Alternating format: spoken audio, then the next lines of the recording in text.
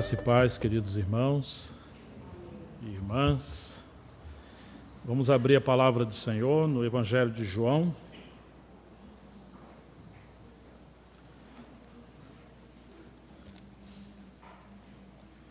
Nós vamos no capítulo 6.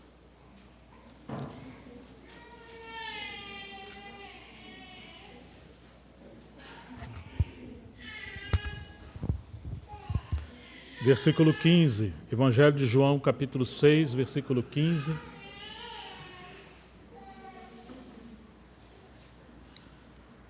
Que nos diz assim: Jesus ficou sabendo que estavam para vir com a intenção de fazê-lo rei à força. Então ele se retirou outra vez sozinho para o monte. E nós vamos no capítulo 12 do Evangelho de João, versículo 20.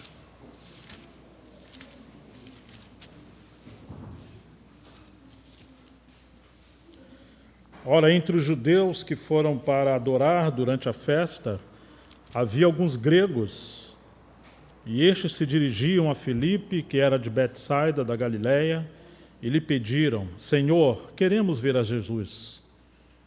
Filipe foi dizê-lo a André e Filipe o comunicaram a Jesus. Então Jesus se dirigiu a eles dizendo: É chegada a hora de ser glorificado o Filho do Homem. Em verdade vos digo, se o grão de trigo caindo na terra não morrer, fica ele só. Mas se morrer, produz muito fruto. Quem ama a sua vida, perdê-la-á, mas aquele que odeia a sua vida neste mundo, irá preservá-la para a vida eterna. Se alguém me serve, siga-me, e onde eu estou, ali estará também o meu servo. E se alguém me servir, meu Pai o honrará. Agora minha alma está angustiada, e o que direi? Pai, salva-me desta hora?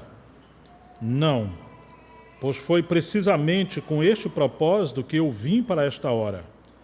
Pai, glorifica o teu nome. Que privilégio, Senhor, podermos mais uma vez sermos ajuntados por Ti mesmo, como aquela galinha que ajunta os pintinhos debaixo das suas asas, e nós queremos dizer sim. Nós queremos ser reunidos no Teu Filho, sermos governados e guiados por Ti, sermos Tua habitação.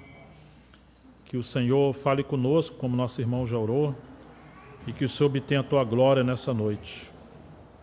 Nós queremos Te ver e queremos considerar a vontade do Senhor, andar em Teus caminhos nesses dias. Em nome de Jesus Cristo, para a Tua glória. Amém. Na primeira mensagem, com a graça de Deus, na sexta-feira, nós falamos sobre o desafio do tempo do fim.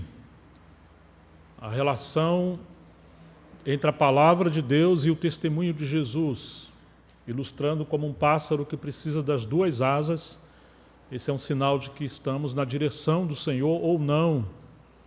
Se mantermos a palavra de Deus e o testemunho de Jesus unidos, que a intenção do inimigo é nos fazer trilhar caminhos de extremos, de desequilíbrio, como um pássaro ou uma canoa, com uma asa só ou um remo só. Se focarmos apenas a palavra de Deus, embora santa, inerrante, pura e verdadeira, mas não apontarmos para a pessoa do Filho, da qual ela dá testemunho e nos atrai, nós decairemos realmente do testemunho do Senhor e nos tornaremos uma religião, um cristianismo sem conteúdo. Ou seja, teremos a casca da verdade sem a verdade. Poderemos até falar a verdade, como os fariseus falavam, mas não poderemos falar em verdade como Jesus falava. Os fariseus tinham a verdade na cabeça, mas não aplicada ao coração. Eles trilhavam seu próprio caminho. O Senhor nos chamou para o Filho. A doutrina bíblica nos coloca no Filho e faz ele ser tudo em todos. Que grande desafio nós temos hoje. Mas deveríamos nos perguntar, e como poderemos trilhar esse caminho equilibrado de, embora de fato amarmos a palavra do Senhor, realmente nós amamos, mas ao mesmo tempo amarmos a pessoa do Filho e nos tornarmos também testemunha do Senhor. Esse é o desafio do nosso tempo, porque infelizmente muitos do povo de Deus têm se heredado, têm se distraído e têm seguido um outro caminho, usando partes da palavra, mas descentralizado do todo, e no lugar de seguir a pessoa do Senhor, estão seguindo homens, estão seguindo práticas, liturgia e assim mesmo. Que coisa terrível, hoje nós temos uma grande batalha. E eu tenho a sensação de que as batalhas que o nosso Senhor Jesus enfrentou, passou e foi atacado pelo inimigo, o corpo de Cristo também passa. Nós não tomamos a cruz como promovendo salvação, mas também somos levados à cruz pelo Pai, assim como o Filho foi, para que tudo aquilo que não glorifica a Deus também seja eliminado da nossa vida e possamos ser um povo onde Deus tem a glória. Mas Jesus também foi atacado, ele foi terrivelmente atacado. Vocês se lembram que ele foi batizado no Rio Jordão, e assim que ele sai da água, para onde ele foi? Ele foi ao deserto para ser tentado por Satanás. Mas desde que ele foi menino, Satanás o atacou. O inimigo quis destruir a Jesus ainda quando criança, quando Herodes manda matar todas aquelas criancinhas até 2 anos de idade. O inimigo vem perseguindo o plano de Deus, o testemunho do Senhor, desde o Éden. Na verdade, antes da criação, o inimigo quis se assenhorar do trono de Deus. Ele quis aquele lugar mais alto, ele sempre quis ter essa posição de autoridade sobre o universo e sobre a criação de Deus.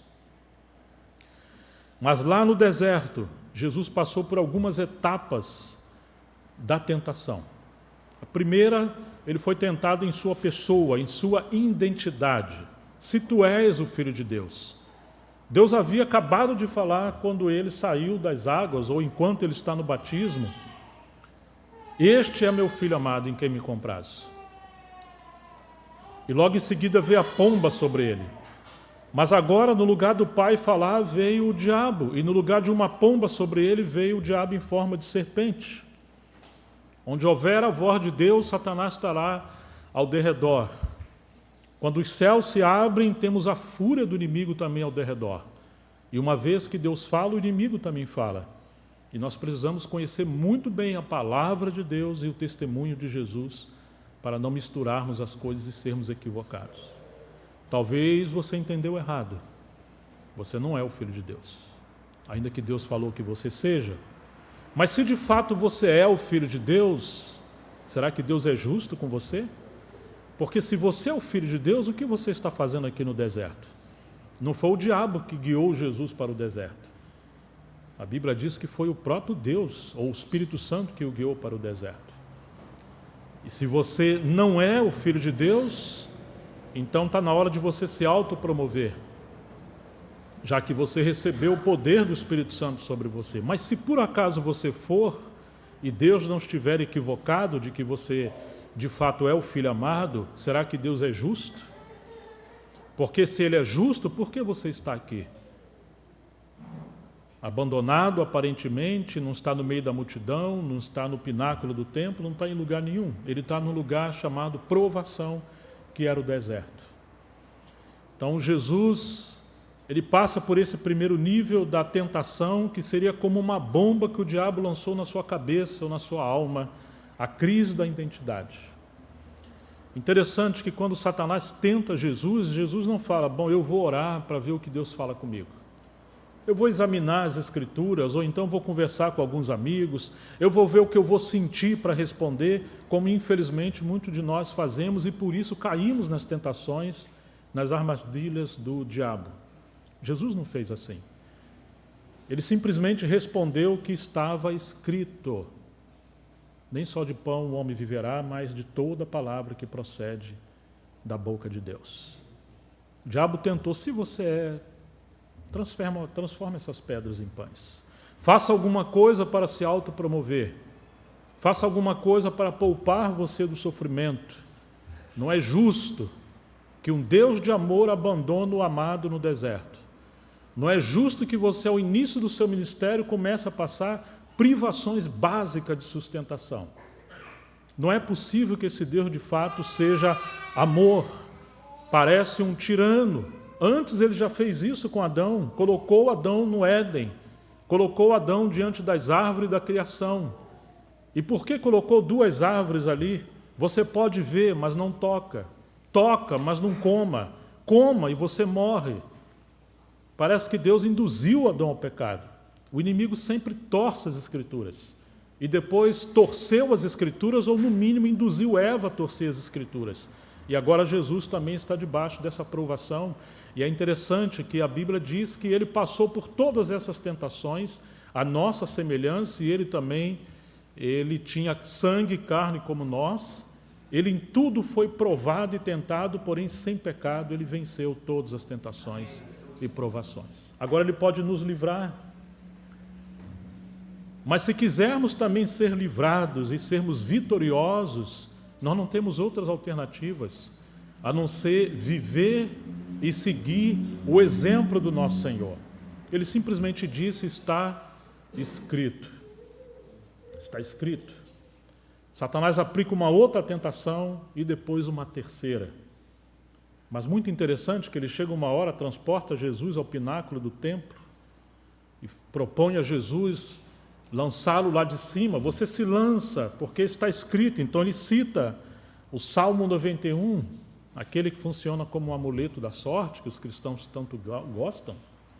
Está escrito que ele vai dar ordem ao teu respeito para que você não tropece em pedra alguma.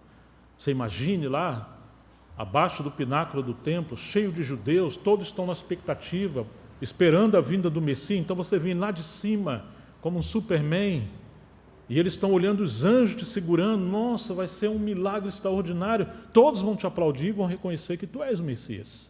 No mínimo, um grande homem. Está querendo promover o ego de Jesus ou antecipar sua glória. Jesus o repreendeu e também citou as Escrituras. Depois ele seduz Jesus a adorá-lo. Vocês estão vendo que sempre Satanás está tentando Jesus de diferentes maneiras. Mas uma das mais sagazes foi a autopromoção de Jesus.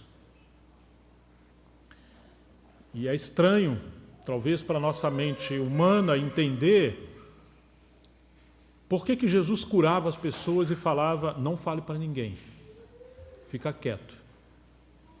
Vai lá, se apresenta caladinho para o sumo sacerdote ou aos sacerdotes, paga lá o que diz a sua obrigação na lei, mas faz favor, não me promova.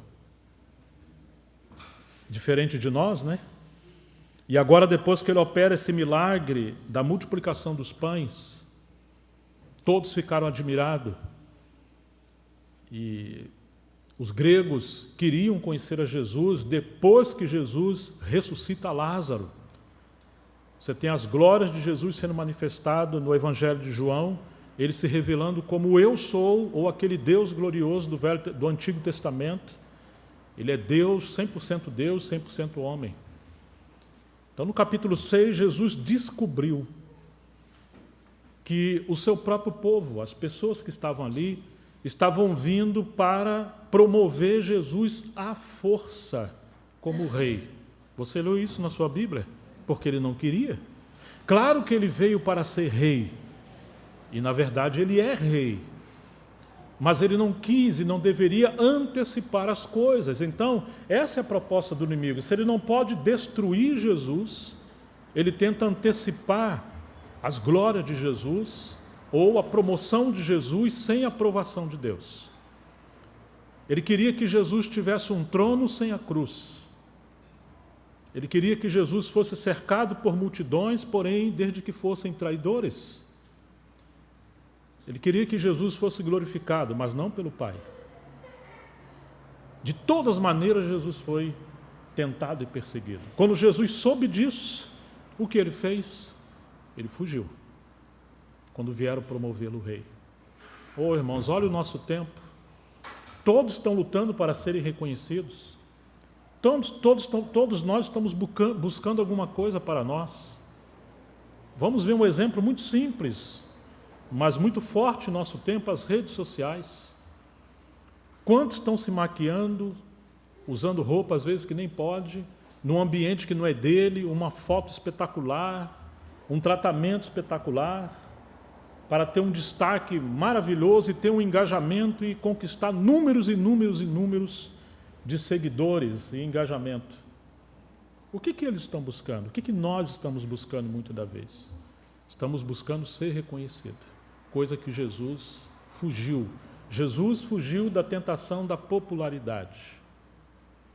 Inclusive os fariseus oravam em público. E Jesus falou, olha, vocês não façam assim.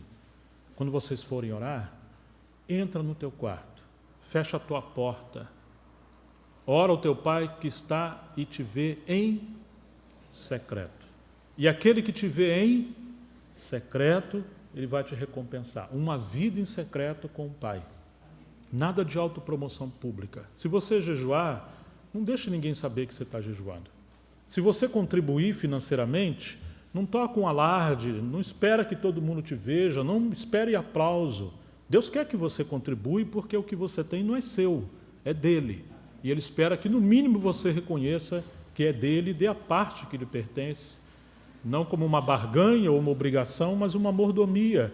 Mas não espere que as pessoas vejam, inclusive não deixe a sua mão esquerda saber o que a direita está fazendo. Seja generoso, mas não caia na autocomplacência, na autopiedade, na autopromoção. Sempre o inimigo vai tentar você a uma busca de reconhecimento, como ele tentou ao Filho de Deus. Que tempo difícil Jesus vivia e que tempo difícil são os nossos tempos. Nós somos tentados a todo instante a nos autopromover.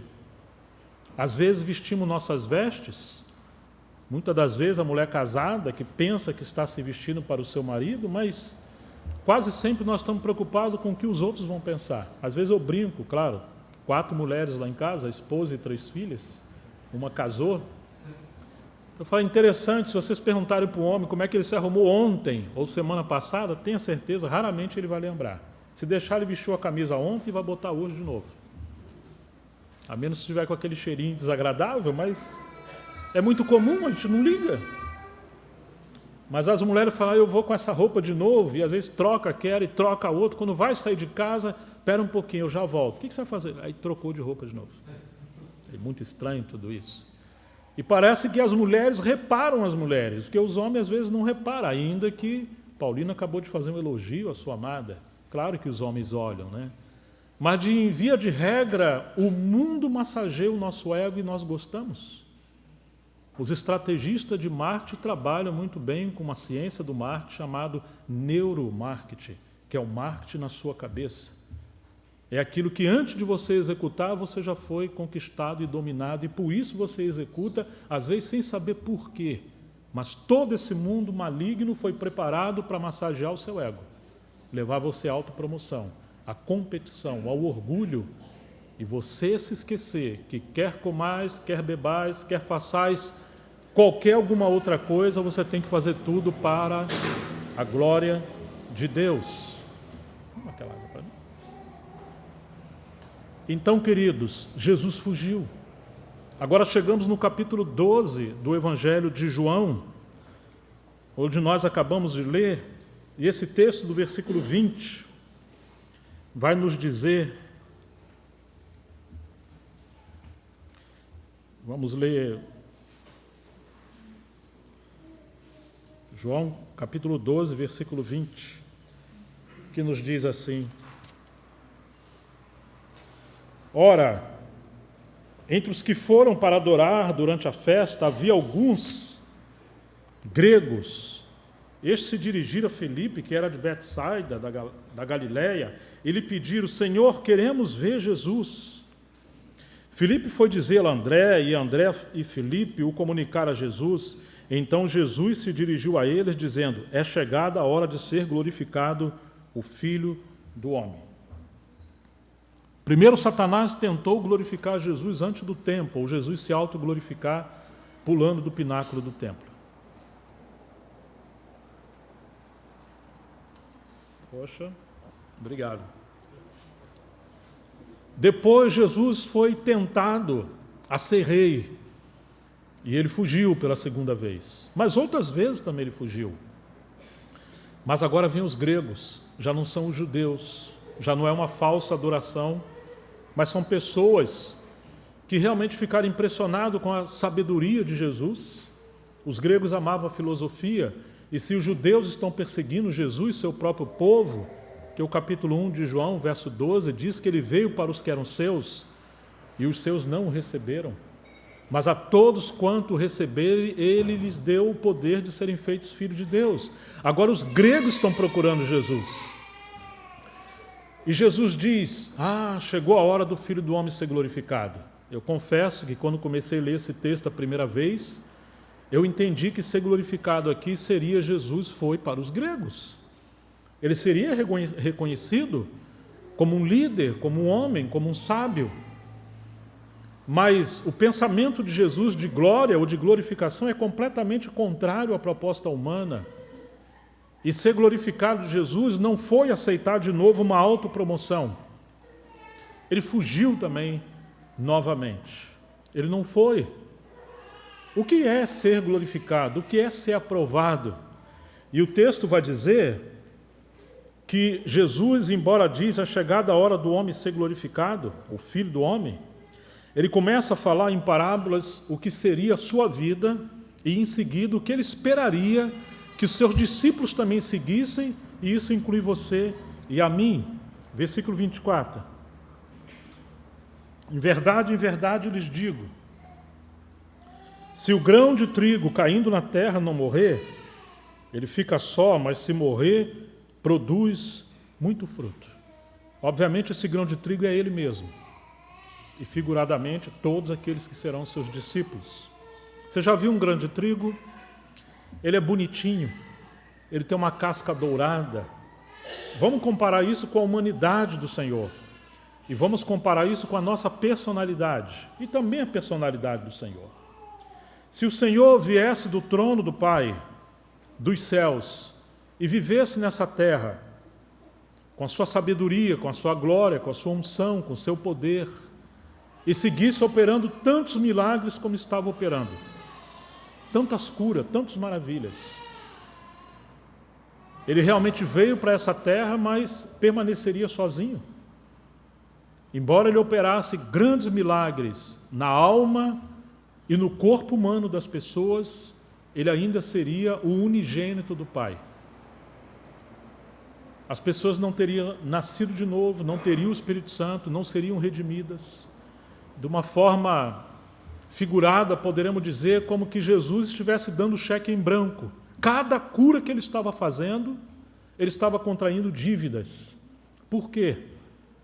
Porque ele deveria morrer no Calvário para redimir todas essas pessoas e libertá-las plenamente, tirando-as do império das trevas para o reino do Filho do seu amor, que era ele. Ou seja, ele estava contraindo dívidas que deveria pagar na cruz do Calvário. Porque o profeta Isaías diz que por suas pesaduras seríamos curados. Que foi do agrado do Pai esmagá-lo, moê-lo, abandoná-lo na cruz. É um texto difícil de entender. Ou seja, Jesus está antecipando o seu sofrimento quando ele passa a amar e curar as pessoas. É claro que tem cumprimento da profecia, mostrando que ele é o Messias e o evangelista que havia de vir, quando ele está curando essas pessoas. Mas ele deveria morrer para validar tudo aquilo que ele estava fazendo. Mas se ele não morre como um grão de trigo, apesar de todo o seu ministério, o mundo estaria perdido.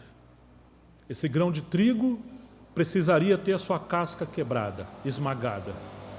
Eu acho que até mesmo as crianças um dia na escola já brincaram, já pegaram o feijão, colocaram no algodão, numa caixinha de fósforo, em qualquer outro recipiente, com água, leva para casa, e aquela casquinha sendo apodrecida, ela racha, depois uma vida ali dentro sai e uma planta vai nascer.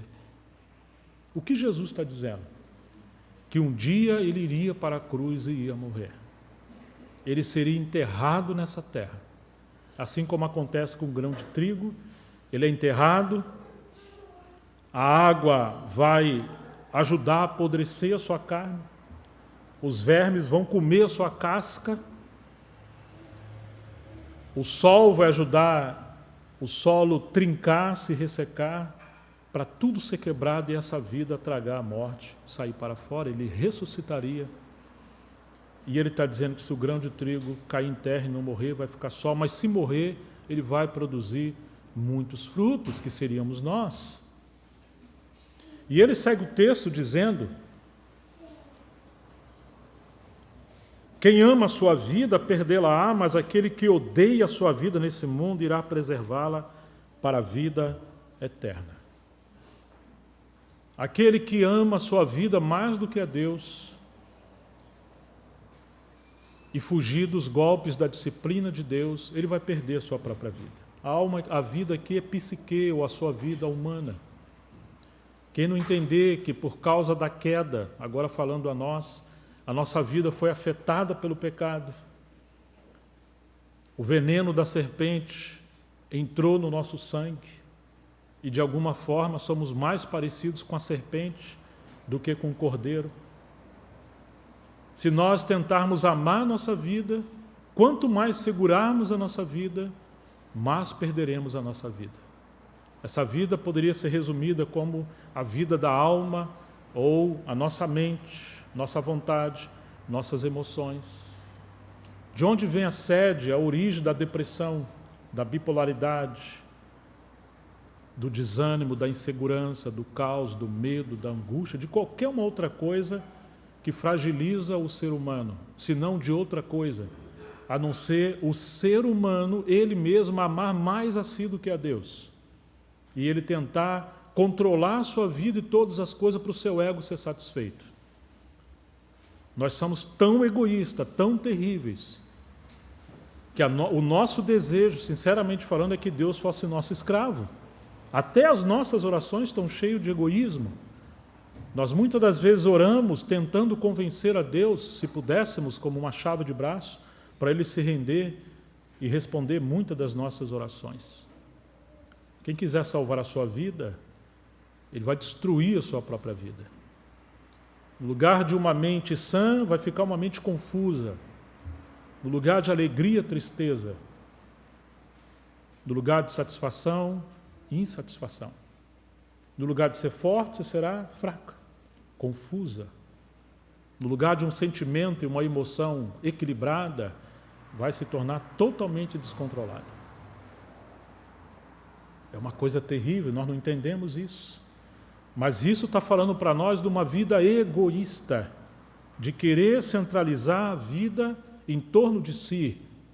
E que desgraça que é isso, porque mais adiante o próprio Senhor Jesus vai mostrar que o diabo entra através de nós, não no sentido de habitar no cristão, mas no sentido de usar sua mente, suas emoções, sua vontade, para dominar as pessoas, danificar casamentos, destruir comunidades, a própria igreja, a própria liderança, tudo por causa desse ego terrível que tenta dominar todas as coisas, e inclusive o próprio Deus. Se você tenta salvar a sua alma ou a sua vida, tenha certeza, você vai ser um infeliz miserável. Mas aquele que odiar a sua vida, que aborrecer a sua vida, que entender que o seu maior inimigo não é o diabo, não é o mundo, não é o pecado, não é o Putin, não precisa ter tanto medo da Rússia, mais do que esse maior inimigo, que esse maior inimigo é você e eu mesmo, que é a nossa natureza caída. Quantas das vezes nós temos medo de uma terceira guerra mundial, mas não temos medo do pecado? Nós temos medo de tantas outras coisas, mas esquecemos que o nosso primeiro e maior inimigo somos nós mesmos, por causa dessa vida fragilizada pelo pecado, da qual agora tem a natureza maligna transitando livremente em nosso sangue, o que a Bíblia chama de velho homem. Jesus está falando o que ele vive e viveria como um exemplo para nós. Ele não amou a sua própria vida como vida humana, ainda que ele tinha o poder para se salvar, ele não se salvou. Mais uma vez, Satanás o tenta usando pessoas. Se tu és o Filho de Deus, se tu és aquele que haveria de vir, desça da cruz, salva você mesmo e a nós. Essa é a proposta do diabo, salva você. Não desperdice a sua vida. Por que servir a Deus se você é tão jovem? Por que não aumentar o seu salário ou o seu direito, mesmo que seja em detrimento da criação dos seus filhos, ou do seu tempo de consagrar a Deus, ou ao seu casamento? Você pode... Deus vai entender se você fizer isso.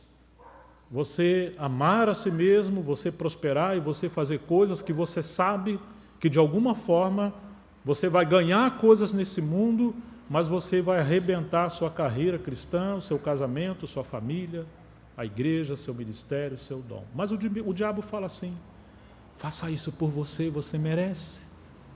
A vida passa rápido, não perca tempo. Tem o seu próprio dinheiro, a sua autonomia. Ou aqueles que servem ao Senhor, é digno que você faça algo para você tirar dinheiro do povo. Enfim, esse bichinho aí na nossa mente está sempre aí corroendo e lançando pensamentos. Jesus está dizendo: se eu amar minha vida mais do que ao Pai, eu não serei o Messias que haveria de vir. Ou, em outras palavras, serei o Messias, mas não completarei a obra ou a missão que de fato deveria cumprir. Então ele segue dizendo, e ele sempre está se referindo a ele e depois a nós: aquele que aborrecer a sua vida neste mundo, irá preservá-la para a vida eterna. Claro que Jesus sofreu todas as tentações como nós, porém em sua natureza ou em sua vida não tinha corrupção do pecado como em nossa vida, mas ele sim foi tentado em todas as coisas semelhante a nós. Se você segura, você perde. Se você solta para que Deus governe você e não seu ego governe você, ele vai devolver a sua vida. Isso é maravilhoso, não? Você será mais homem, mais mulher, mais inteligente, mais feliz, mais equilibrado, mais saudável, sem medo, sem angústia, sem ansiedade. Por quê? Porque você não está controlando a sua vida. Mas quando ele controla você, aquilo que você tira a mão no lugar de controlar, ele vai te dirigir aos pastos verdejantes e às águas tranquilas, por amor do seu nome. Claro que a vida cristã é sempre um paradoxo. Por ora você será perseguido, porém não destruído. Você passará por crise, mas dentro de você haverá aquela paz que excede todo entendimento. No mundo teremos tribulação, mas podemos ter bom ânimo, porque ele venceu o mundo. Seremos como aquele que nada temos e ao mesmo tempo possuímos tudo. Somos chamados para essa vida gloriosa com Cristo. Mas note que ele está falando por hora dele mesmo e indiretamente para você e para mim. Então em seguida ele volta a falar o seguinte: se alguém me serve... Quantos de nós aqui servimos o Senhor? Deixa eu ver a mãozinha aqui. Ah, que bonitinha. Qual é a prova que você serve o Senhor? O que diz a sua Bíblia? Se alguém me serve, faz o quê? Siga-me. Você está vendo o que ele está dizendo? A prova que você serve ao Senhor Jesus é quando você segue a Ele. Jesus está seguindo o Pai. E Ele agora está falando para nós que se nós servimos a Ele, devemos seguir a Ele. A prova de que Jesus servia ao Pai é que Ele segue ao Pai. E a prova de que nós servimos a Jesus é que nós seguimos a Ele. Mas eu pergunto a você, para onde Jesus estava indo? O que você acha? Jesus estava indo para a cruz. Ele está falando da sua sentença de morte. E ele agora está falando para nós: vem comigo. Claro que quando você vira a página no capítulo 13, verso 1, ele está dizendo que tendo saído do Pai para o mundo, ele está saindo do mundo e voltando para o Pai. Claro que ele vai passar pela cruz, mas o seu pensamento, a sua fé, a sua convicção está voltado para essa glória da comunhão entre o Pai e o Espírito Santo. E essa visão gloriosa da aprovação do seu Pai, dessa glória da comunhão do Pai com o Filho e no Espírito Santo, é que capacitou ele para atravessar esse vale da morte e sofrer toda aquela sanção da cruz. Ou seja, a sua visão estava no trono, ainda que ele estava indo para a cruz. Ele estava vendo o que viria depois da cruz. Se alguém me serve, siga-me. E ele segue dizendo, e onde eu estou, ali estará também o meu servo. É estranho, mas o livro de João, por algumas vezes, mostra que Jesus, apesar de estar na terra, ele estava nos céus. Apesar de estar diante de Nicodemos, ele fala que ninguém desceu do céu, senão aquele que subiu ao céu. O Filho do Homem que está no céu. E Nicodemos não consegue entender como que alguém diz que veio do céu, está na terra, mas ao mesmo tempo está no céu, porque ele vivia nessa dimensão, de que embora está andando na terra, seu coração e seus olhos estão no Pai. E Paulo diz que agora nós estamos assentados nas regiões celestiais.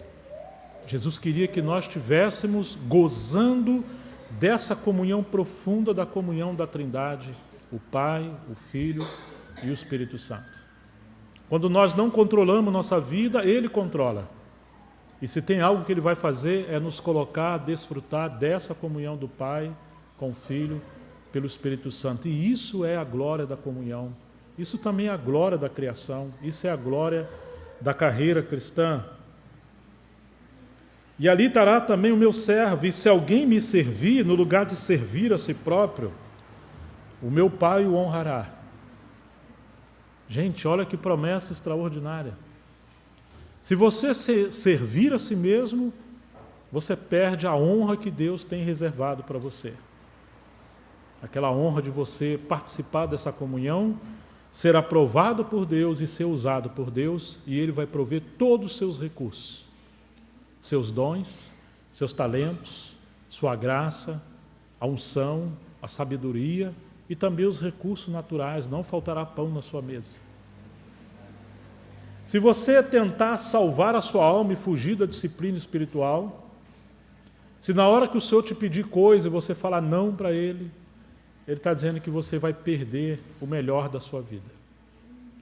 Sua vida será murcha, sem vida, sem graça, sem a bênção de Deus. Seria como uma luva sem a mão por dentro. Mas se entregarmos nossa vida a Ele, Ele vai suprir todas as necessidades que nós temos como ser humano. E a provisão que Ele tem para nós é o Seu Filho. É a Sua graça a nós. Se quisermos servir a nós mesmos, perderemos a aprovação de Deus, seremos reprovados. Mais adiante é o que Ele diz em João 15, toda vara que estiver em mim e não der fruto, eu vou cortar, porque ela está roubando a vida, a seiva da videira. Mas toda vara que der fruto, estando em mim, eu vou podar, para que ela dê mais fruto. Ele vai tirar das nossas vidas aquelas coisas que estiverem roubando a vida e não glorificando a Deus. Ou seja, que toda aquela pessoa que estiver em Cristo e congregando, mas vive uma vida que foge da cruz de Cristo, ela vai sofrer a disciplina espiritual, porque ela está roubando a vida de Cristo que está entre os santos. E talvez, como quase sempre, será um instrumento usado também para o inimigo para trazer caos, dano à comunidade cristã. Mas se servirmos o Senhor, nós vamos seguir o Senhor. Agora não é seguir um movimento, uma liderança, procurar o melhor lugar onde eu posso congregar, eu me sinta bem, aqueles louvores, aquele pastor prega tão bem, nossa, eu me sinto tão... Eu saio de lá leve. Você está no lugar errado. A estrada para o inferno é aquela que está pavimentada pela massagem do ego. Todas as vezes que você encontrar pessoas pregando coisas que te faz bem, saiba que são mensageiros de Satanás. O Evangelho é o Evangelho do reino de Deus. É o Evangelho que contende com você. É o Evangelho que mostra que Deus é amor, mas Ele é justo. Ele tem vara e tem cajado. Nós queremos apenas um pastor com cajado sem vara. É o Evangelho que nos mostra a glória de Deus. O nosso reino não é aqui, ele está por vir. Nós somos peregrinos e forasteiros aqui, trilhando esse mundo, mas não somos daqui. Mas o inimigo quer sempre colocar um conto de fada, um falso evangelho, um caminho mais largo, não tão estreito, uma porta bem ampla para a gente poder passar, onde o nosso ego é massageado, o pecado pode ser apelidado de qualquer uma outra coisa menos pecado. E que Deus não é tão ruim assim, e na verdade, quem sabe, no final todo mundo vai ser salvo. Ah, que legal isso. Que engano que é isso. Mas é assim que se encontra hoje grande parte da cristandade. Jesus está dizendo que se você quiser salvar a sua vida, você vai perder. Então não procure um lugar melhor para você, procure um lugar onde está apontando para a glória de Deus. E você nunca vai encontrar a glória de Deus desassociada com a cruz, com o Evangelho. Agora, versículo 27, minha alma está angustiada. E Mateus fala, está angustiada até a morte. E o que direi eu? Tenta imaginar que o diabo está sempre ali, ao redor. Você não precisa passar por isso. Você sabe que você tem poder para se salvar. Para que essa angústia? Minha alma está angustiada até a morte. E o que direi eu? Pai, salva-me desta hora? Não, pois foi precisamente com esse propósito que eu vim para esta hora. Pai, glorifica o teu nome. Aqui está um modelo de oração para nós que dizemos que servimos e amamos o Senhor. Felizmente ainda oramos muito errado. Senhor, tu sabe que eu estou tão triste. Você sabe que eu não posso suportar isso, eu não mereço isso. Não é justo, depois de tudo que eu fiz. Olha o que estão falando, olha o que estão fazendo. Olha o meu marido, olha a minha esposa, a sogra então, meu Deus. Essas nossas orações cheias de egoísmo. Jesus realmente nos ensina esse modelo de oração. Ele não pede ao Pai para se salvar, ou para o Pai salvá-lo, mas diz que foi precisamente para aquela hora, a hora de Deus, o tempo de Deus que ele veio, para passar pela cruz, para que o Pai fosse glorificado. Que coisa interessante, porque às vezes pensamos, Deus quer testemunhas, e precisamos ser, com a bênção do Senhor, testemunha do Senhor, mas é impossível sermos testemunha do Senhor se não seguir o Senhor. E fica evidente que estaremos seguindo um falso Jesus, um falso evangelho, quando esse seguir a Jesus representa o caminho mais fácil para nós, despido da cruz de Cristo, aonde possamos ser bem-aventurados trilhando o caminho da felicidade, do contentamento, da alegria, de um Deus chamado entretenimento ou religião. Não, isso não é o evangelho, você está no caminho errado. Temos um outro texto que vai mostrar novamente a sedução do inimigo para que Jesus não trilhasse esse caminho da cruz. E nós vamos encontrar que ele agora foi mais audacioso, porque ele não está falando com Jesus diretamente, como na tentação no deserto. Ele não tentou Jesus fazendo o rei, usando o povo judeu. Ele agora não tentou Jesus usando os gregos, nem os incrédulos. Ele fez algo mais audacioso. E parece que esse é o nosso desafio e o cuidado que nós precisamos ter. Nós vamos no livro de Marcos, capítulo 8, versículo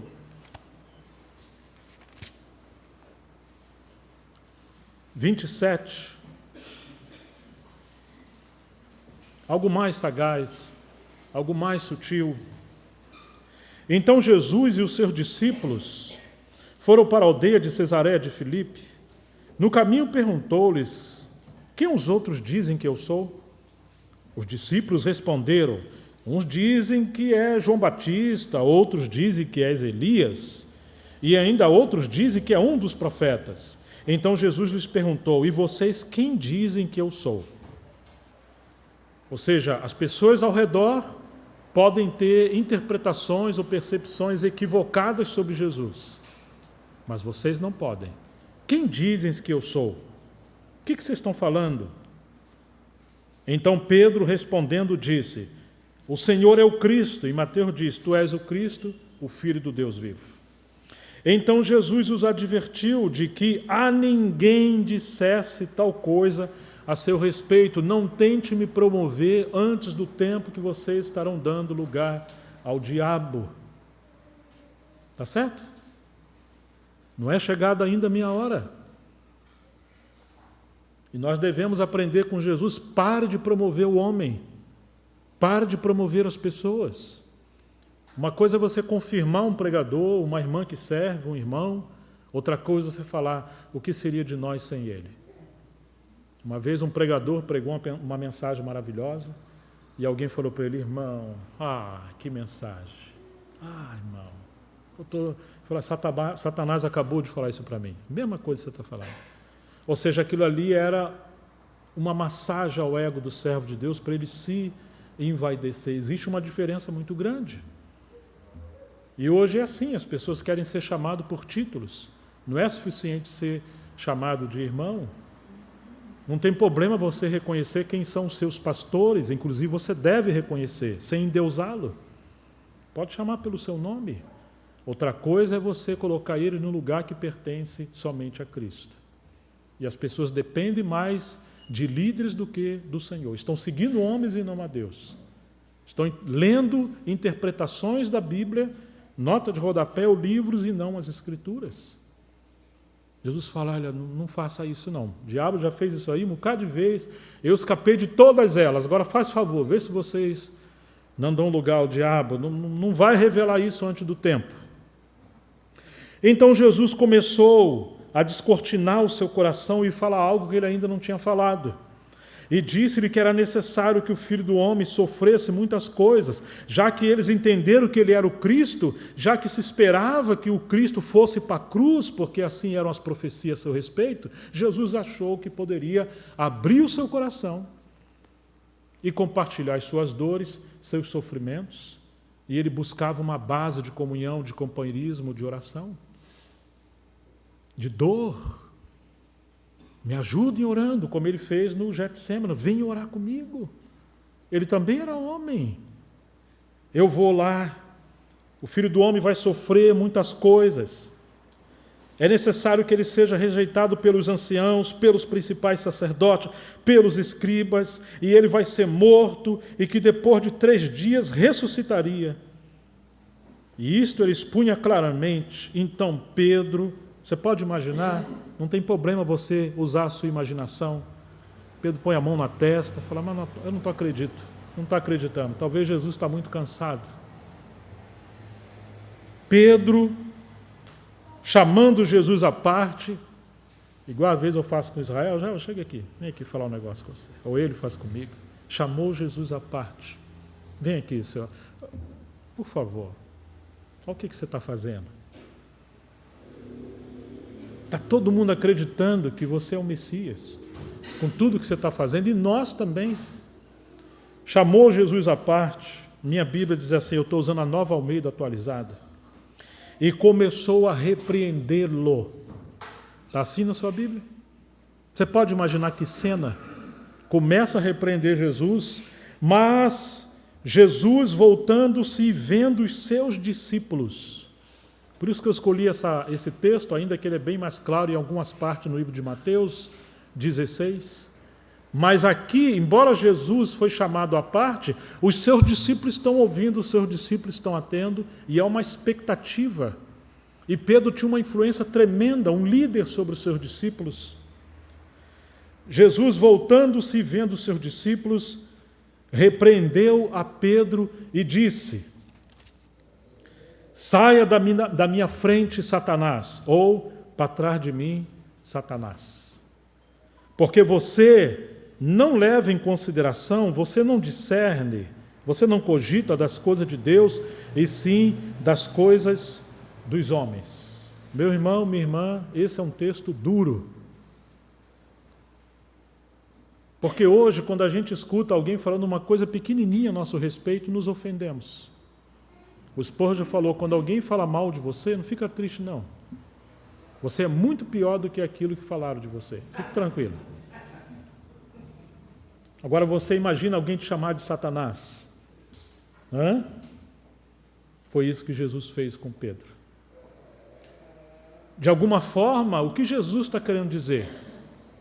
E o que nós precisamos considerar esse texto? Nós vamos entender isso aqui um pouquinho antes, ou melhor, em outra passagem no Evangelho de Mateus, capítulo 16. É o mesmo texto.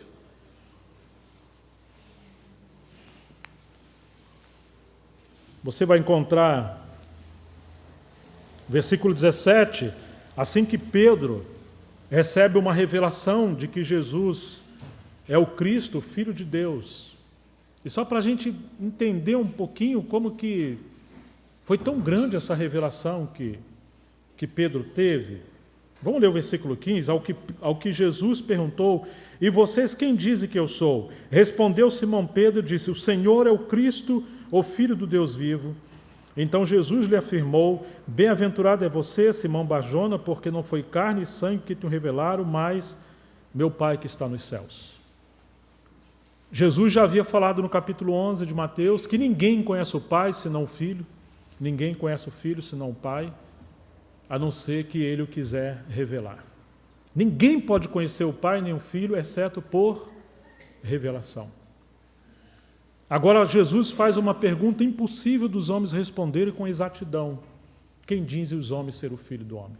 Eles podem pensar que é João Batista, é um Jeremias, é um profeta que ressuscitou.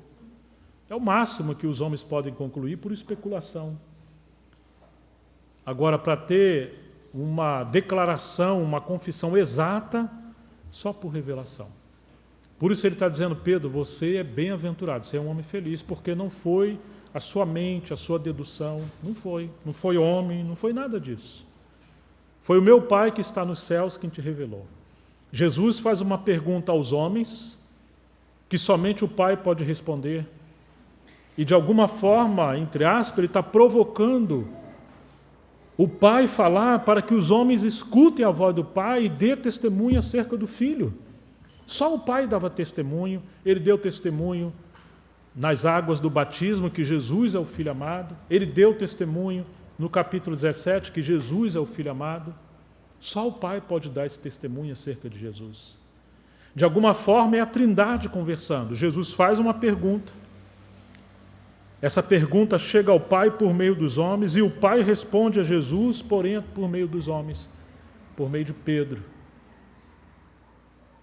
Ou seja, essa é a comunhão da Trindade passando pelo meio dos homens e nós fomos chamados à comunhão do Espírito Santo. Agora, é claro, essa revelação não foi instantânea aqui. Essa revelação foi gradual desde que Pedro participou da pesca maravilhosa e ele se prostra aos pés de Jesus e fala para ele se apartar dele porque ele era um pecador. Ele começa a ver algo da divindade de Jesus. E diante de tantos milagres que Jesus fez. Mas Pedro tem essa revelação maravilhosa, dupla, da pessoa de Jesus. Ele é o Filho de Deus, ele é Deus. E quanto ao seu ministério, ele é o ungido. Agora o Senhor fala: bem-aventurado és tu, Simão Barjona. A palavra Simão é vacilante, significa vacilante. Bar é filho, e Jonas é um ninguém, seria assim, é um José. Todo mundo, ou quase todo mundo, tinha aquele nome. Pedro, você não é nada, você é vacilante. Mas Deus ocultou as coisas dos sábios e entendidos e revelou aos pequeninos como você. Mas porque você diz que eu sou, como ele disse, tu és? Então o próximo texto está dizendo assim, também, verso 18, eu lhe digo que você é. Quando alguém por revelação diz, tu és, Jesus também fala, eu te digo que tu és. Você é um vacilão, você é um fraco, e você é filho do barro. Mas agora você está sendo transformado de pó da terra, ou em barro, em pedra viva. Porque eu te digo que tu és Pedro, Petros, uma lasca de rocha ou de pedra. E sobre esta pedra, Petra ou rocha, a revelação que você está tendo de mim, eu vou edificar a minha igreja. E as portas do Hades não vão prevalecer contra a minha igreja. Ou seja, a minha igreja vai ser edificada quando homens e mulheres ouvirem ao Pai dando testemunho do Filho. E essa revelação sobre o Filho de Deus transformar gradualmente homens fracos e inabaláveis, não em si mesmo, mas pela vida do Filho de Deus neles. Quanto mais vemos a Jesus, mais somos transformados à sua imagem e semelhança. Mais vamos sendo conformados ao seu testemunho. Pedro, eu digo que você é porque você falou que eu sou. Agora aquele homem vacilante está sendo profeticamente transformado nessa pedra viva. Mais adiante, no capítulo 2 da sua carta, ele vai dizer, vocês são pedras vivas. E no livro de Gálatas, capítulo 2, Paulo não chama Pedro de pedra, de pó a pedra, e de pedra Paulo elevou Pedro, diz que ele era uma coluna. E no livro do Apocalipse ele é mais do que isso, ele é um fundamento de tanta revelação que Pedro foi tendo. E assim o Senhor espera de nós. Revelação de Jesus Cristo nas Escrituras, para termos a palavra de Deus, o testemunho de Jesus, e as portas do Hades não prevalecer. E aí o Senhor fala algo para Pedro. Pedro, versículo 19, claro que podemos acreditar que ele também está dirigindo aos seus, mas indiretamente, primeiramente a Pedro. Eu estou te dando as chaves do reino dos céus, e o que você ligar na terra terá sido ligado nos céus, e o que você desligar na terra terá sido desligado nos céus. Então Jesus ordenou aos seus discípulos, mais uma vez, gente, por favor, presta atenção, não fale para ninguém que eu sou o Cristo. Segura. Eu sei que nós temos a tendência de contar novidades. Você sonha ontem, amanhã todo mundo já sabe. Ainda mais hoje, né? Paulo demorou 14 anos, né? Para falar que ele conhecia um homem que subiu aos céus, teve revelação, mas ele não falou que aquele homem era ele mesmo. Hoje, inclusive, se alguém pecar contra você, Jesus fala, chama o seu irmão à parte. Não, a gente põe no WhatsApp, nos grupos, amanhã todo mundo já sabe. E o Senhor está dizendo, não fale para ninguém. Aprenda a arte do silêncio. Até o tolo, quando se cala, se torna sábio, como disse o provérbio. Desde esse tempo em diante, Jesus começou a mostrar aos seus discípulos que era necessário que ele fosse para Jerusalém, sofresse muitas coisas nas mãos dos anciãos, dos principais sacerdotes, dos escribas, fosse morto e no terceiro dia ressuscitasse. Então Pedro, chamando à parte, começou a repreendê-lo, dizendo, que Deus não permita tal coisa, Senhor. Isso de modo algum não irá acontecer, nem que a gente tenha que estar na frente. Você não vai fazer isso, mas de jeito nenhum. Mas Jesus, voltando-se para Pedro, disse, para trás de mim, Satanás. E aqui você não encontra que Jesus olhou para os discípulos. E por isso ele teve que ser tão forte, chamando Pedro de Satanás. E ele acrescenta algo que não está em Marcos com clareza. Você é para mim uma pedra de tropeço, porque não leva em consideração as coisas de Deus, e sim aos dos homens. É duro o Senhor falar isso aqui. Mas que coisa interessante. Ao mesmo tempo que Pedro vai aos céus e tem uma visão, ele desce até o abismo. Antes ele teve uma visão de Deus e agora ele tem um pensamento de Satanás lançado na sua cabeça. No começo, quando ele tem uma revelação, ele está sendo mudado de um homem fraco em um homem forte. E o Senhor fala da edificação da igreja. Você acha que o inimigo não está vendo isso? Essa chave representa o ministério da palavra. E toda vez que alguém é chamado ao ministério da palavra ou a ter um serviço de influência na igreja, pode ter certeza que o inimigo está perto dessa pessoa. E agora o inimigo sopra pensamentos em Pedro. E é interessante que Jesus fala para Pedro, ele não está falando para o diabo. Para trás de mim, Satanás. Não sabemos se o diabo entrou em Pedro, se usou a mente de Pedro, não sabemos se manipulou, não sabemos de nada. A única coisa que sabemos é que Jesus chama Pedro de Satanás. E praticamente, penso, que poderemos considerar assim, todas as vezes que aquelas pessoas que Deus deu dom, talento, sabedoria, como acabou de dar a chave a Pedro, e chamou ele para o serviço, e usar essas coisas para tentar manipular a obra de Deus, como Pedro está tentando fazer com Jesus, eles serão usados por Satanás. E eles e o diabo não têm diferença nenhuma. Porque é exatamente isso que o diabo tenta fazer. Você e o diabo é a mesma coisa. Quando você está tentando usurpar um lugar que pertence somente ao Filho de Deus. Quando você se acha maior do que os seus irmãos. Quando você quer controlar as coisas à sua maneira. Quando você não procura entender a mente de Deus. Quando você confia na sua mente, nos seus sentimentos. No lugar de entregar a sua vida e no lugar de odiar a sua vida, você confia na sua vida e controla a sua vida. E baseado nessa vida egoísta, você agora quer controlar o Senhor, os seus irmãos e as pessoas. Você é o diabo. Você é Satanás. Não no sentido de pessoa, nem da própria natureza em si, mas no sentido de serviço e uma mescla também de natureza. Jesus foi muito duro com Pedro.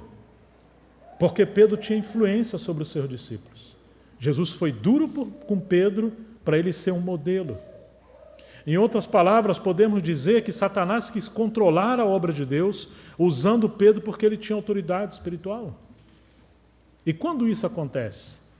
É quando não cumpre o que Jesus falou. Quem quiser salvar a sua alma, perdê-la-á, mas aquele que por amor de mim aborrecer a sua alma, ele vai preservar a sua alma, a sua vida, para a vida eterna. Precisamos reconhecer que temos essa vida egoísta, tirana, dentro de nós.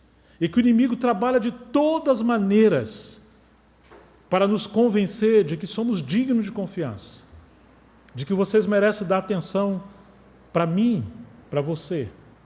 Fique tranquilo, eu sei o que eu estou fazendo. E nós ficamos chateados quando as pessoas não nos ouvem. Acredite em você. Se considere melhor que os outros. Você pode, como o diabo falou, a serpente falou para Eva e Adão, sereis como Deus. Para trás de mim, Satanás. E imediatamente, o Senhor fala assim, que muito interessante é toda essa passagem. Segue o texto dizendo, versículo 24, Jesus falou então aos seus discípulos, se alguém quiser vir após mim, você não é obrigado. Se você não quer ser um crente como o diabo é crente, mas ser um discípulo. Você crê que há um só Deus? Perguntou Tiago. Você faz bem. Alguém lembra como é que segue o versículo? Até os demônios creem, e a Vulgata Latina diz assim, e estremecem dos golpes da justiça de Deus. Os diabos são crentes, e às vezes são mais crentes que nós, porque eles acreditam no que está escrito, eles sabem da soberania de Deus, do juízo, eles sabem, e eles temem. Eles temem. Nós, às vezes, somos piores do que os demônios. Porque nós cremos em Deus, mas às vezes não temos o temor devido a Deus. E enquanto ele sabe que vão ser lançados ao lago de fogo, o livro de Apocalipse diz que o diabo sabe que lhe resta pouco tempo, nós às vezes não cremos na ira de Deus e nem cremos que existe a possibilidade do homem ir para o inferno. Nós blefamos, flertamos com o pecado, levamos uma vida frouxa, leviana, mundana. Sabemos que aquele que ama o mundo, ele passa a ser odiado por Deus e não pode amar a Deus, porque aquele que ama o mundo, ele abandonou o amor de Deus. Mas ainda assim nós levamos essa vida de dualidade, de duplicidade. Então Jesus está dizendo, se alguém quiser vir após mim, você não é obrigado, mas não seja um hipócrita. Não me siga, não esteja perto de mim. Não finja que você é um discípulo, quando você não é. É isso que Jesus, em outras palavras, sempre falou. Muitos que eram discípulos, superficialmente, deixaram Jesus no capítulo 6 de João, porque ele falou, quem não comer da minha carne, não beber do meu sangue, não é meu discípulo, não pode vir após mim. Daquele dia em diante, muitos deixaram de seguir a Jesus, e os discípulos falaram, puxa Senhor, esse sermão aí é duro, você está vendo que um bocado de gente está indo embora, vocês querem ir embora também? Pode ir? Se alguém quer vir após mim, se você quer vir após mim. O Oswaldo Sander, que foi um bom escritor e um bom obreiro, antes da era do computador, ele veio de 1920 em diante, ele diz que na Bíblia aparece 276, se não me falha a memória, a palavra discípulo ou referências a discípulo. Enquanto que a palavra cristão e crente pelo menos 5 vezes, alternando uma com a outra, em relação ao povo de Deus. Ou seja, que embora Deus quer que nós sejamos crentes, mas não crente como aquele Tomé, que duvidava do Senhor, mas um crente que passa a acreditar e passa a seguir a Jesus. Mas hoje é fama de que todos são crentes, todos são cristãos. Mas a palavra discípulo está em extinção. Porque discípulo é aquele que segue o seu mestre, está na escola do mestre, ele vai ser disciplinado pelo seu mestre. Sua missão não é agradar a si, e ele vai ter que ser conformado ao seu mestre. Se alguém quiser vir após mim, siga-me. Mas antes de me seguir, ele diz, negue-se a si mesmo. É a primeira coisa que ele fala. Você não deve ser um instrumento de Satanás para destruir a obra de Deus, e você é um instrumento de Satanás. Quando você tem uma vida centrada em você, quando você é egoísta, você destrói o seu casamento. Quando você acha que o casamento é o lugar de você ser feliz e você casou para sua esposa ser a sua escrava, a sua boneca. Ou seu marido vai ser aquele escravo que vai satisfazer os seus caprichos. Não é isso que é casamento. Casamento é um ambiente onde Deus nos transforma. Você passa a ser feliz quando você vive para fazer o seu cônjuge feliz. Casamento é um lugar da glória de Deus. Talvez você ache que casou com a mulher errada. Sim, se você quisesse que ela fosse a sua escrava ou o seu escravo. Mas ela é tão diferente, ou ele é tão diferente? Sim, porque Deus promoveu pessoa diferente para te complementar com a diversidade e te transformar. Ele não usou alguém para massagear o seu ego. Ele usou alguém para levar você à cruz. Deus quer ser glorificado no nosso casamento. Você não teve filho antes do tempo, muitas das vezes, como o inimigo sopra e às vezes nós acreditamos. Fique tranquilo, nada fugiu do controle do Senhor, mesmo quando nós erramos. Mesmo quando nós erramos. Deus está usando tudo para nos transformar à imagem do seu Filho. Se alguém quiser vir após mim, não salva a si mesmo, não tente controlar a sua vida. Negue-se a si mesmo, tome sobre si a sua cruz e siga-me. A cruz não é justa, assim como não foi justa a cruz de Cristo. Muitas vezes pensamos, não merecemos. Não, nossa, eu achei que aquela igreja era uma bênção. Assim como nós também casamos, eu falei, nossa, achei a pessoa, eu achei minha princesa. E ela, coitada, achou que você era um príncipe, viu, irmão? Começa a descobrir o dragão que está dentro do príncipe, e a Eva dentro da princesa, e o Senhor precisa ir nos transformando, porque nós mesmos nos auto-sabotamos, achamos também que somos gente boa. Né? Até passar aquela fase, vem a adaptação. Graças a Deus que o vinho velho, o vinho que vem depois é melhor. O casamento é sempre um ambiente onde Deus renova as coisas e passa a infantilidade e leva a maturidade. É uma bênção. Siga-me. Siga-me é o chamado do Senhor. Ele acrescenta, versículo 25, pois quem quiser salvar a sua vida, o que vai acontecer? Perdê-la-á. Se você casar para preservar a sua vida, você pode perder o seu casamento. Se você tentar segurar um pássaro, ele foge de você. Mas se você não controlar ele, simplesmente amar, ele vem até você. Assim é em relação a tudo em nossa vida. Quando Abraão recebeu seu filho, da promessa colocou o nome dele de riso. Deus olhou, espera aí, Abraão, eu dei o filho, Isaque, mas ele não pode ser o seu riso, o seu motivo maior. Me dá o seu filho lá no altar. Deus não queria matar o seu filho. Não é um Deus sanguinário. Deus queria que o tesouro de Abraão estivesse unido ao seu coração, mas que o seu tesouro fosse para Deus. Vou levar Isaque para mim. Deus queria realmente o coração de Abraão. Quando Abraão entregou, quando ele tirou a sua mão e tentou salvar o seu filho, o que Deus fez? Entregou o seu filho de volta. agora na tipologia ressuscitado. É disso que ele está falando. Quem quiser segurar, ele vai perder. Deus estava provando a fé de Abraão, mas ele queria o coração de Abraão. Quando seguramos as coisas, perdemos as coisas. Certa vez Deus falou para Moisés, volta para o deserto, volta para o Egito, eu vou livrar. Eu não sei nem falar, eu sou gago. Parece que é uma humildade, mas não é, novamente é o egoísmo. Você imagina Moisés gaguejando? Eu.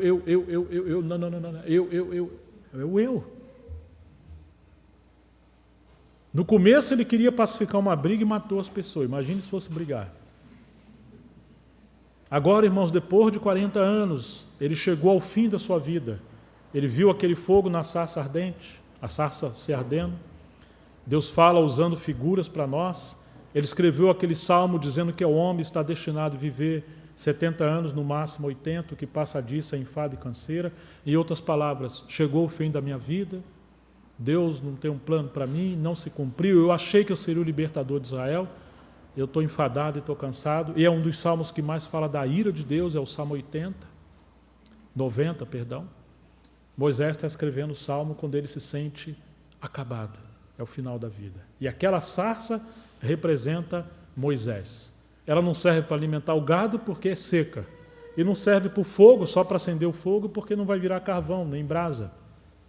Mas Moisés ficou olhando, puxa, já tinha que ter virado cinza, já faz tempo que está queimando o fogo na sarça. Ele cansou de ver aquilo, porque é comum que na alta temperatura ali do Oriente, até 60 graus, essa sarça pegasse fogo e virasse nada. Moisés foi ver.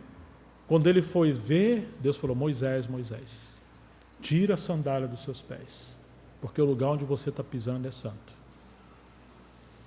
Por quê? Em outras palavras, Deus falou isso, porque um escravo, para ele tirar a sandália, ele tem que se ajoelhar. Deus queria que Moisés se ajoelhasse. Essa sarça é você, não serve para mais nada. Mas eu vou ser o fogo de poder na sua vida e vou usar a sua vida. Aquele que segura a sua vida perde, mas quem perder a sua vida, e Moisés perdeu a sua vida no final da vida, ele agora seria preservado para ser usado por mais 40 anos. E por isso que muita gente não pode ser usado por Deus, porque ele está segurando a sua vida. Ele quer controlar as coisas. Agora Deus envia Moisés. E Moisés pede sinal. Você falou, o que você tem na mão? Um cajado, que representa autoridade, poder. Ele conduziu a ovelha ali. O que Deus manda fazer com o cajado? Lança no chão. Quando ele lançou, virou uma serpente. Moisés conhecia muito isso. Ele sai de perto, só fala, agora pega ela pelo rabo. Você sabe, não precisa ser especialista. Se você pegar uma serpente pelo rabo, ela vai te picar. Moisés. Moisés olhou, pegue. Quando ele pegou, virou um cajado novamente. Deus está mostrando para Moisés, esse cajado quando está na sua mão, é como numa parábola, essa serpente é o diabo, assim como ela fez com Pedro depois, ele vai usar você quando você usar autoridade, quando você estiver usando o seu dom, o seu ministério. Se você quiser controlar a obra de Deus, você vai ser usado pelo inimigo. Mas se você jogar o cajado no chão, ou seja, não é seu, caiu,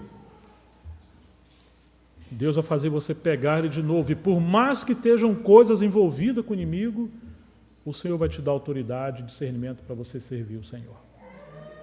Assim foi com Moisés, e assim está sendo com Pedro, e assim está sendo com muitos dos homens de Deus. Se você segura, o inimigo vem até você. Se você entrega tudo na mão do Senhor, o inimigo fica ao seu derredor, e Deus pode usar a sua vida. Siga-me, siga-me, siga-me. E quem perder a sua própria vida por minha causa, ele não está querendo dizer que ele está chamando você para uma alta flagelação, um alto sofrimento. Ele está falando que pela causa do reino de Deus, você vai ter que abrir mão de algumas coisas. Quem amar mais a sua mãe ou seu pai do que a mim, não é digno de mim. O homem tem que deixar pai e mãe, mas às vezes o homem quer casar e quer viver debaixo da saia da mãe. Ou a mãe vê o seu filho casado e ele quer controlar a vida do filho como se ele não fosse um adulto casado. Quem amar mais os filhos do que a mim, não é digno de mim. Nasce um bebezinho e o casal quer botar o filho no meio do casal, está errado. Você está colocando um ídolo no meio do seu casamento desde pequeno, seu marido vai ficar em segundo lugar, você vai perder o seu casamento ou vai induzir o seu marido à tentação.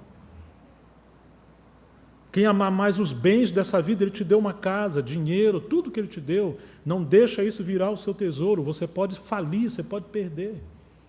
Por isso que temos que contribuir, para a gente lembrar que não é nosso. Quem quiser agarrar qualquer outra coisa que Deus deu, você vai perder. Mesmo que você seja alguém próspero nessa terra, isso vai levar você à reprovação. E ao mesmo tempo, quando você perde, mas você não está perdendo de maneira inconsequente. Não é uma perda, vamos dizer assim, irresponsável. Na verdade, é um altar que Deus colocou diante de nós. Tem coisa que Ele vai falar para você abandonar. Tem coisa que Ele vai pedir, olha, antigamente você podia torcer por esse time, ver horas e horas de futebol, de política. Eu quero que você ore um pouco mais, quero que você leia a Bíblia. Você podia usar aquela roupa, você não se condenava. Mas eu estou te mostrando, minha filha, meu filho, está sedutor. Está sedutora. Uma filha de Deus não pode atrair a atenção de outros homens para ela. E você é um exemplo para outras irmãs, especialmente para as jovens. Vá para o espelho. Marido, ajude a sua mulher. Não deixe ela vestir de maneira sensual. Falava para minhas filhas, antigamente você podia abraçar os irmãos. Você era pequenininha, hoje você é uma moçona. Claro, seu irmão chegou de longe, é um pai, você abraça e tal, mas todos os dias não pode ter essa lambição, essa melação. Não abraça um homem de frente, agarra e fica ali. Tem uma química dentro de nós e um veneninho dentro de nós que é como um fogo que acende. Antes você podia, hoje você não pode mais. Antes você sentava de qualquer maneira, hoje você não pode sentar mais de qualquer maneira. Antes você podia usar uma saia curta, hoje você não pode. Não é uma religião que está te obrigando, o próprio Espírito Santo que está em você. Tem alguma coisa estranha. Pois é. O Senhor vai ensinar você a lidar com dinheiro, com seus filhos, com os irmãos, com as pessoas, com o negócio, com o mundo, com tantas outras coisas.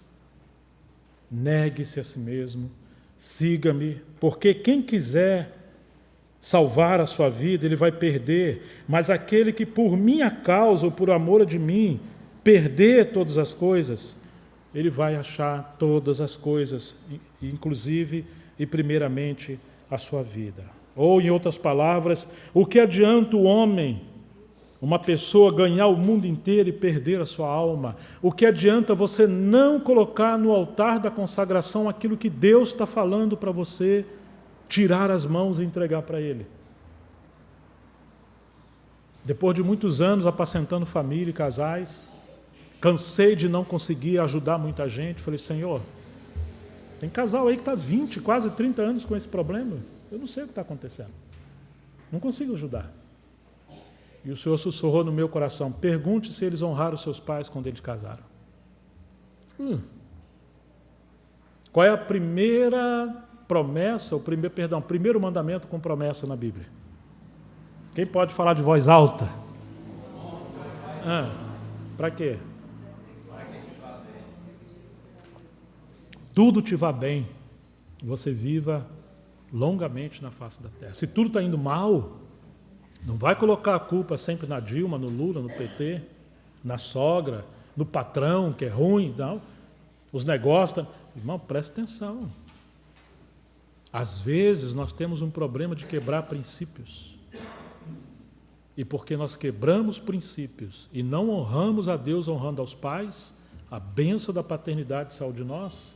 Como Deus que estabeleceu a paternidade e requer a obediência dos filhos, vai abençoar um casamento que desonrou a Deus, desobedecendo os pais? Muito sério isso. Quanto jovem namora escondido, ou se afeiçoa com uma pessoa que os pais não aprovam, ou forçam a barra, prepara um casamento, você pensa na festa, na mesa, na roupa, nos convidados, pensa em tudo. A única coisa que você não pensa, como está no livro de Malaquias 2, eu fui testemunha da união, do casamento da sua mocidade. Esquecemos da maior testemunha que é o nosso Deus e de que devemos preparar essa celebração das bodas para a glória de Deus e não tomar a forma do mundo, porque alguns casamentos cristãos estão mais mundanos que o próprio casamento dos não cristãos. As pessoas querem se salvar, se poupar, se glorificar, se autopromover e etc. E Jesus está dizendo, negue-se a si mesmo. Do que adianta você ganhar todas as coisas que você quer e controlar tudo ao seu redor e perder a sua alma? O coração alegre formoseia o rosto, mas você pode usar a maquiagem que for. Que se você não entregar a sua vida no altar da consagração, você é uma mulher rabugenta e infeliz. E é melhor o homem morar no deserto do que com a mulher contenciosa e rixosa dentro de casa. E é melhor também uma mulher morar numa casa como uma cabana do que ter um homem embrutecido dentro de casa. Nossos problemas nascem do coração, de uma vida não consagrada ao Senhor. Ou o que dará uma pessoa em troca da sua alma? Você acha que o dinheiro vai comprar a sua felicidade? A reputação, o status, o glamour desse mundo? Não vai. Porque o Filho do Homem há de vir na glória de seu Pai, com seus anjos, então retribuirá a cada um conforme as suas obras.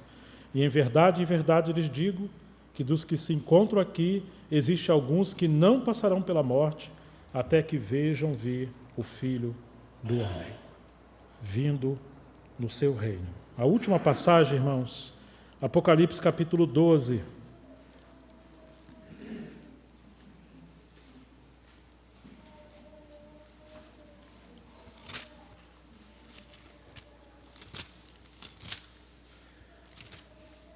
Que nos diz assim: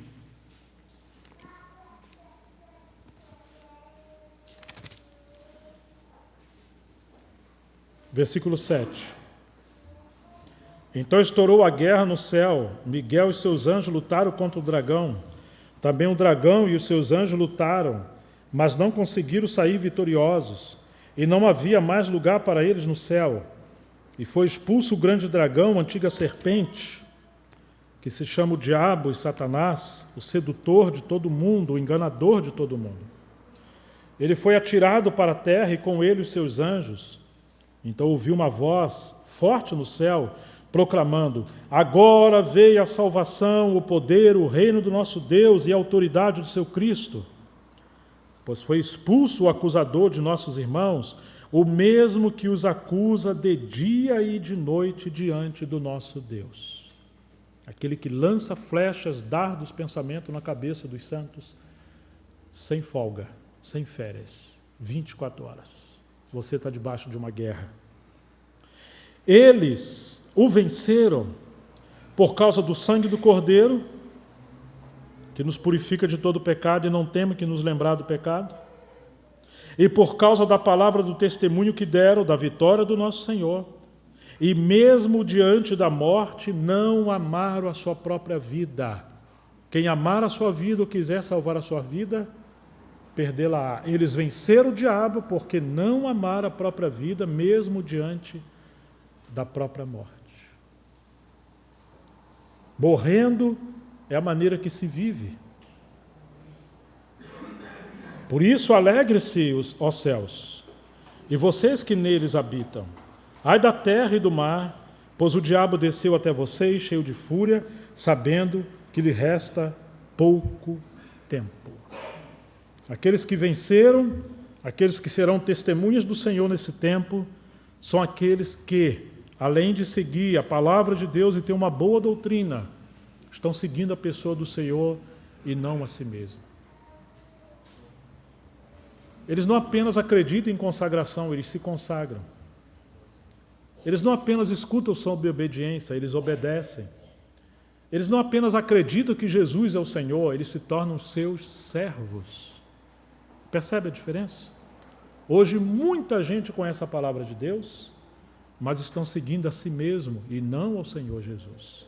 Por isso que o desafio do nosso tempo é a gente preservar a palavra de Deus e o testemunho de Jesus. Mas isso só é possível se não amar a nossa própria vida. E João foi aquele que amou o Senhor até o fim. Pedro também amou o Senhor até o fim, ao ponto de morrer de cabeça para baixo. Paulo morreu decapitado. Se vamos ser uma igreja bíblica e espiritual, a casa de Deus, lugar da habitação do Senhor, se somos um povo que agrada a Deus, se seremos isso, nós precisamos seguir o Senhor. Ele sabe da nossa fraqueza, da nossa debilidade, mas Ele fala para nós: negue-se a si mesmo. Não confie em você. Aborreça a sua vida no sentido de que há o egoísmo maligno na nossa carne. E Ele espera que venhamos consagrar nossa vida, para que Ele possa nos levar a esse estágio, a esse nível de encontrar graça para obedecer. Alegria no meio da tristeza, bonança no meio da dor, satisfação quando lhe faltar alguma coisa. E quando a sua casa não estiver bem, ou faltar móveis na sua casa, ou quando você nem sequer tiver sua própria casa, mas é alugada, fica triste não. Ele quer lembrar você de que a nossa casa não é aqui, nós temos uma casa reservada nos céus. Nossa cidade não é aqui. Lembre-se que o pão que você está comendo não é o verdadeiro pão, Ele é o pão que veio do céu. A água que você bebe não é a verdadeira água, Ele é a água que jorra do trono de Deus.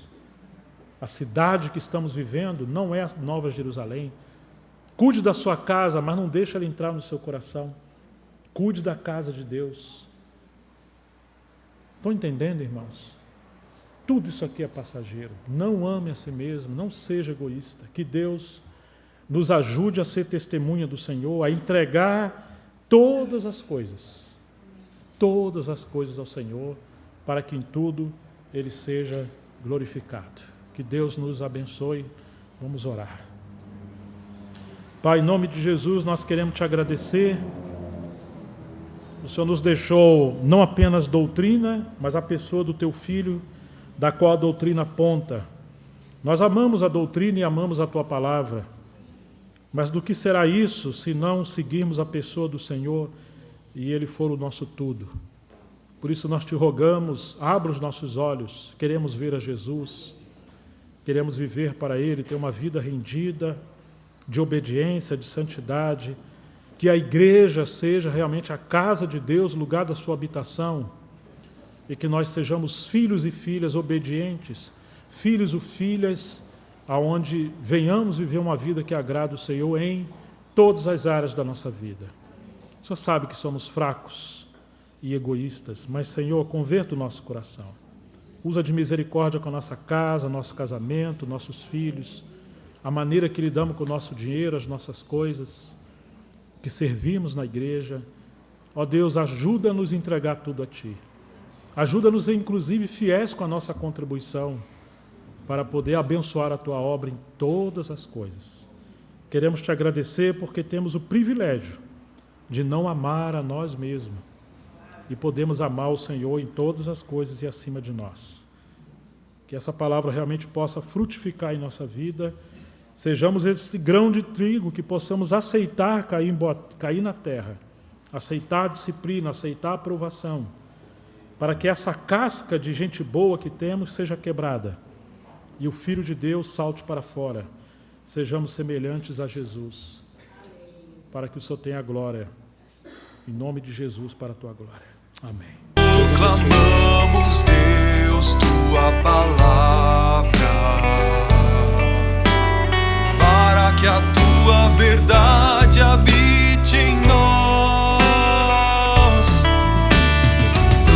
Proclamamos, Deus, Tua palavra. Irmãos,